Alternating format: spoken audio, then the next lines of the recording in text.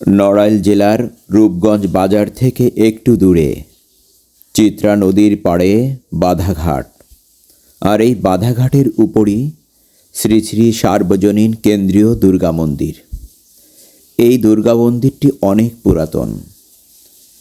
পরবর্তীতে এই দুর্গা মন্দির সংস্কার করে উদ্বোধন করেছেন স্বপন ভট্টাচার্য ও মার্শাবি বিন মুর্তজা এমপি।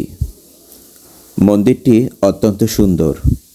এই উভয় মন্দিরটি অত্যন্ত পুরাতন হলেও বর্তমান সময়ে এই মন্দিরটি সংস্কার করে উদ্বোধন করেছেন স্থানীয় 2 এমপি। এবং মন্দিরের মাঝখানে শিব দেবতার একটি বিগ্রহ আছে এবং এই বিগ্রহটি পাহাড় দিচ্ছে পঞ্চনাগ। অত্যন্ত সুন্দর কারুকাজ বিশিষ্ট মন্দির এবং শিব দেবতার বিগ্রহের চারিপাশে আছে পদ্ম ফুলের আদলে তৈরি করা সুন্দর কারুকাজে সজ্জিত একটি জলরাশি। দেখতে অত্যন্ত সুন্দর দেখাচ্ছে। আমরা ঘুরে ঘুরে দেখলাম মন্দিরটি এবং শিব বিগ্রহের চতুর্দিক। অত্যন্ত সুন্দর দেখাচ্ছে, আকর্ষণীয় হয়েছে। দেখলে মনে হয় একেবারে জীবন্ত একটি কারুকার্য। ভালো লাগছে দেখতে এবং চারিদিকের পরিবেশটাও অত্যন্ত সুন্দর, আকর্ষণীয় এবং মনোরম। শুধু আমরা না, এখানে দেখতে পেলাম আরও অনেক উৎসুক। ভিতরে প্রবেশ করলাম। এখানে একটি দেখছি কালী বিগ্রহ তৈরি করা হচ্ছে। সম্ভবত সামনের কোনো অমাবস্যাতে এখানে পুজো হবে এবং সেই কারণের জন্য এটি তৈরি হচ্ছে।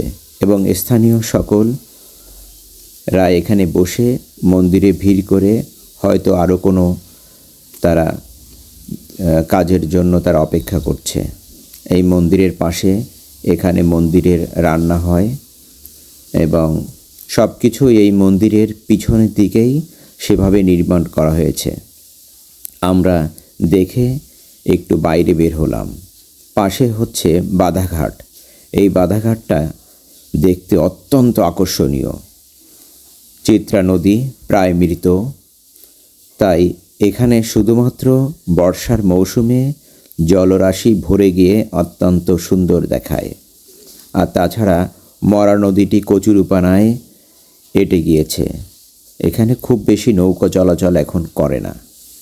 আমরা দেখছিলাম জলটা শুষ্ক মৌসুমে অত্যন্ত কমে গেছে। সুন্দর চিত্র নদীর কথা আমরা অনেকেই পড়েছি, বইতে পড়েছি। আমাদের সাথে উপস্থিত হয়েছে আমার বন্ধু অ্যাডভোকেট কামাল এবং